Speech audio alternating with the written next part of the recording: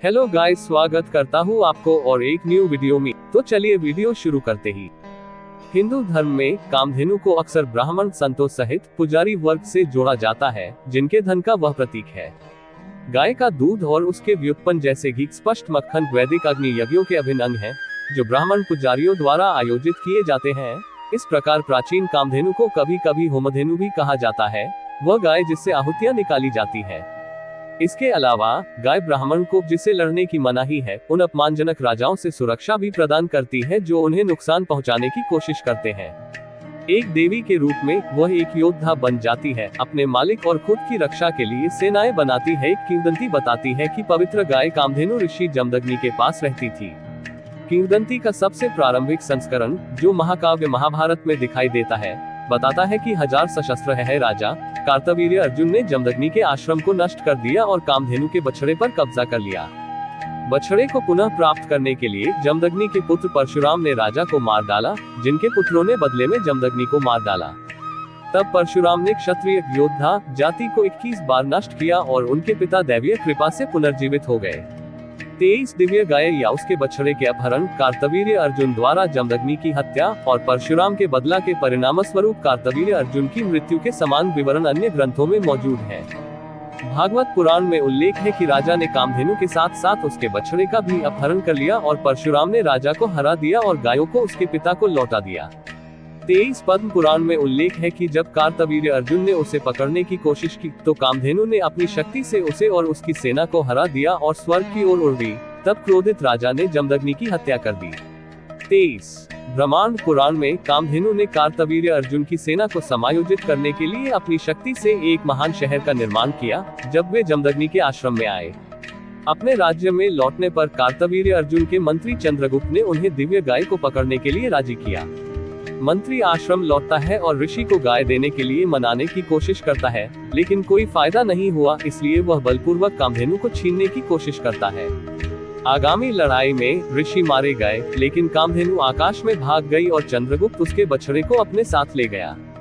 23 ब्रह्मांड पुराण में बताया गया है कि यह कामधेनु सुशीला को गोलोक में शासन करने वाली कामधेनु सुरभि द्वारा जमदग्नि को दी गई थी। 2 ब्रह्म वैवर्त पुराण में बताया गया है कि दिव्य गाय, जिसे यहाँ कपिला कहा जाता है, जमदग्नि को राजा की सेना को हराने में मदद करने के लिए विभिन्न हथियार और एक सेना तैयार करती है, जो उसे पकड़ने के लिए आई थी। जब राजा ने स्वयं जमदग्नि को युद्ध के लिए चुनौती दी, तो कपिला ने अपने गुरु को मार्शल आर्ट की शिक्षा दी। जमदग्नि ने कपिला द्वारा बनाई गई सेना का नेतृत्व किया और राजा और उनकी सेना को कई बार हराया। हर बार राजा की जान बख्श दी जाती थी। अंत में भगवान दत्तात्रेय द्वारा दिए गए एक दिव्य भाले की सहायता से राजा ने जमदग्नि को मार डाला। रामायण कामधेनु के बारे में एक समान विवरण प्रस्तुत करता है, हालांकि यहाँ ऋषि वशिष्ठ है और राजा विश्वामित्र है। एक बार राजा विश्वामित्र अपनी सेना के साथ ऋषि वशिष्ठ के आश्रम पर पहुंचे। ऋषि ने उनका स्वागत किया और सेना को एक विशाल भोज की पेशकश की, जो सबला द्वारा निर्मित थी, जैसा कि पाठ में कामधेनु कहा गया है। आश्चर्यचकित राजा ने ऋषि से सबला से अलग होने के लिए कहा और बदले में हजारों साधारण गाय, हाथी, घोड़े और रत्न देने की पेशकश की। हालांकि ऋषि ने सबला से अलग होने से इनकार कर दिया, जो ऋषि द्वारा पवित्र अनुष्ठानों और दान के प्रदर्शन के लिए आवश्यक था। उत्तेजित होकर विश्वामित्र ने सबला को बलपूर्वक पकड़ लिया, लेकिन वह राजा के आदमियों से लड़ते हुए अपने स्वामी के पास लौट आए। उसने वशिष्ठ को राजा की सेना को नष्ट करने का आदेश देने का संकेत दिया और ऋषि ने उसकी इच्छा का पालन किया।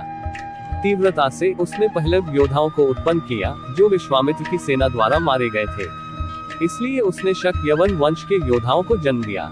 उसके मुंह से कंबोज, उसके थन से बरवारा, उसके पिछले भाग से यवन और शक, और उसकी त्वचा के छिद्रों से हरिता, किरात और अन्य विदेशी योद्धा निकले। सबला की सेना ने मिलकर विश्वामित्र की सेना और उनके सभी पुत्रों को मार डाला।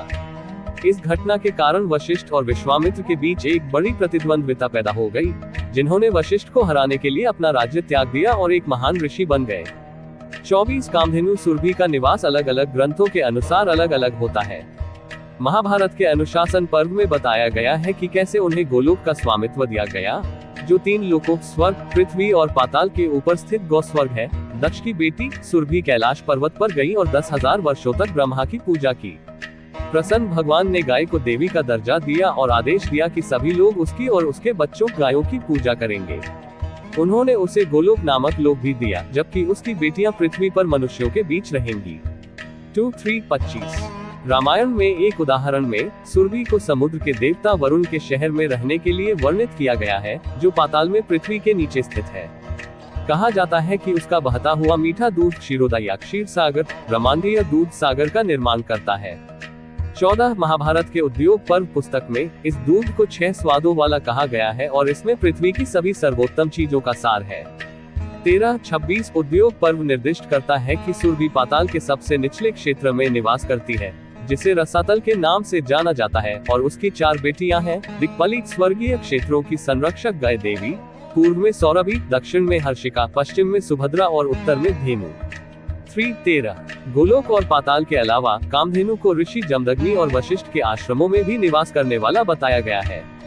विद्वान मणि कामधेनु के जन्म और कई देवताओं और ऋषियों के जुलूसों में उपस्थिति की विरोधाभासी कहानियों की व्याख्या करते हुए कहते हैं कि हालांकि एक से अधिक कामधेनु हो सकते हैं, लेकिन वे सभी गायों की माता मूल कामधेनु के अवतार हैं।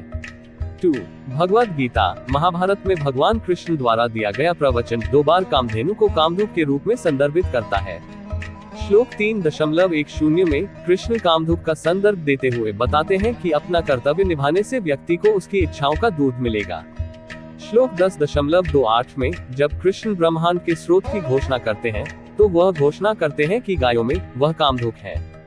27 महाभारत के अनुशासन पर्व में भगवान शिव द्वारा सुरभि को श्राप देने का वर्णन किया गया है। इस श्राप की व्याख्या निम्नलिखित किंवदंती के संदर्भ के रूप में की जाती है। 28 एक बार जब देवता ब्रह्मा और विष्णु इस बात पर लड़ रहे थे कि कौन श्रेष्ठ है, एक अग्नि स्तंभ लिंग शिव का प्रतीक उनके सामने उभरा। इससे तय हुआ कि जिसने भी इस स्तंभ का अंत ढूंढ लिया वह श्रेष्ठ है। ब्रह्मा स्तंभ के शीर्ष को खोजने की कोशिश करने के लिए आकाश में उड़ गए, लेकिन असफल रहे। इसलिए ब्रह्मा ने सुरभि को कुछ संस्करणों में सुरभि ने सुझाव दिया कि ब्रह्मा को झूठ बोलना चाहिए, विष्णु को झूठी गवाही देने के लिए मजबूर किया कि ब्रह्मा ने लिंग का शीर्ष देखा था। शिव ने सुरभि को श्राप देकर दंडित किया ताकि उसकी गोवंश संतानों को अपवित्र पदार्थ खाना पड़े। ये कथा स्कंद पुराण में आती है। 29 कुछ मंदिरों और घरों में कामधेनु की प्रतिमाएं होती हैं, जिनकी पूजा की जाती है। 30 हालांकि उनके पास कभी भी उनके लिए समर्पित कोई पूजा पंथ नहीं है और उनका कोई मंदिर नहीं है जहां उनकी मुख्य देवता के रूप में पूजा की जाती हो। 30-31 कामधेनु देवी मंदिर केआरपुरम, बेंगलोर नामक एक हालिया मंदिर उन्हें समर्पित है। मोनी और विलियम्स के शब्दों में, बल्कि यह जीवित जानवर गाय है जो आराधना की शाश्वत वस्तु है। 30 गायों को अक्सर मंदिरों के बाहर खाना खिलाया जाता है और सभी शुक्रवारों और विशेष अवसरों पर नियमित रूप से उनकी पूजा की जाती है। एक पवित्र हिंदू के लिए प्रत्येक गाय को दिव्य कामधेनु का अवतार, सांसारिक अवतार माना जाता है। गाइस वीडियो अच्छा लगे तो लाइक करके चैनल को सब्सक्राइब कर देना। गाइस मिलते हैं और एक न्यू वीडियो में, बाय बाय।